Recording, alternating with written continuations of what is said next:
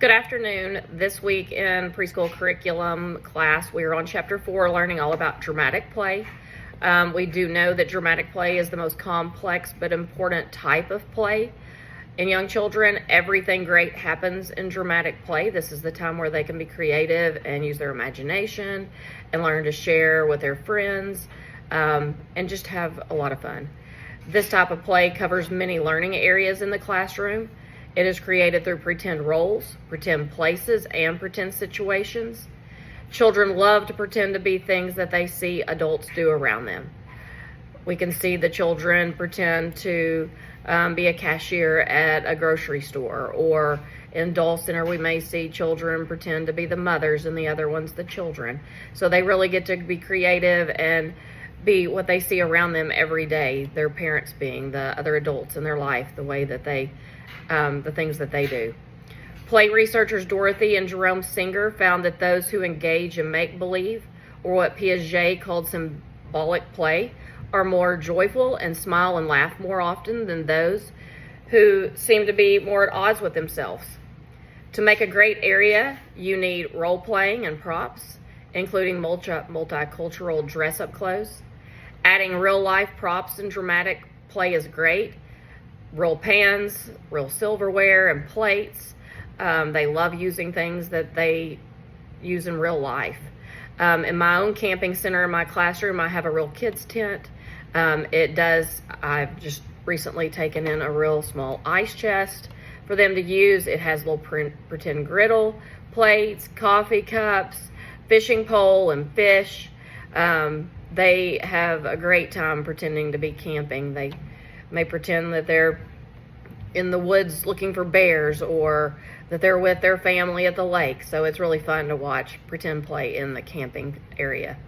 I also have a cafe area that is set up like a shop, like a little grocery store with a cafe. You can check out at the check stand and go over to the cafe to have food. The actual cafe has an open and close sign that they can turn back and forth as it opens or closes. I have provided a menu, a real life menu from Chick-fil-A. We have money and pretend credit cards. We have a cash register for them to pay. It actually has a scanner so they can scan any items. It also has on the side a little small ice cream store, and they love to come over and ask anybody in the room what kind of ice cream they want, or anything fun like that. It's a really fun area. I also had students bring in their own favorite cereal boxes when they were empty, and I made a book for this area for them to use so they could order cereal at the cafe if they wanted. And this incorporates literature into the center. They can see the picture of their Fruit Loops and the word Fruit Loops, and it's something that they see already often at their house.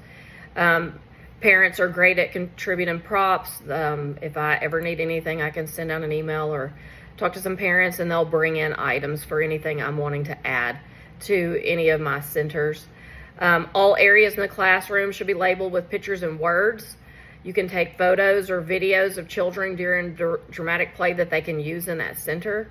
You always have to remember privacy considerations and make sure that parents have signed a form if it's okay to use their picture in any way. It's always a good idea to ask children what they would like to play. It's a good conversation to have because they often have really great ideas that you can incorporate into your own classroom. Social development in dramatic play is important.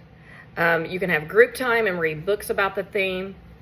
Let the students work together to work out their own problems and conflicts. Unless there's a safety issue, then you need to intervene and go over and try to help them work out their problem. You can discuss how to, resolve the conflict. And it's good to let the children design their own play, but you can make suggestions as they are playing, and especially if they kind of get stuck on what they're doing. And you should know when to exit play. So you can see that they want to be creative on their own and let them just play and create and use their imagination. They learn cooperation, sharing, and how to wait their turn in dramatic play. Cognitive development also happens in dramatic play. Students can role play and work out any problems together through problem solving. You can use books or add photos to follow up even after a field trip. They love stuff like that. Adding real world situations to dramatic play is very helpful. They learn concepts such as work, pay, order, time. Concepts of travel or construction can happen. And they act out family members' roles. Creative development happens constantly through dramatic play. As children are playing, they are creating their own fantasy role. They are divergent thinkers, coming up with new ideas, plots, and characters. Teachers are facilitators and can help guide children in real and fantasy. Reading a book will integrate dramatic play in learning centers. Superhero play is good if facilitated well. You need to make sure it is positive and is fostering positive connections and creating that social development.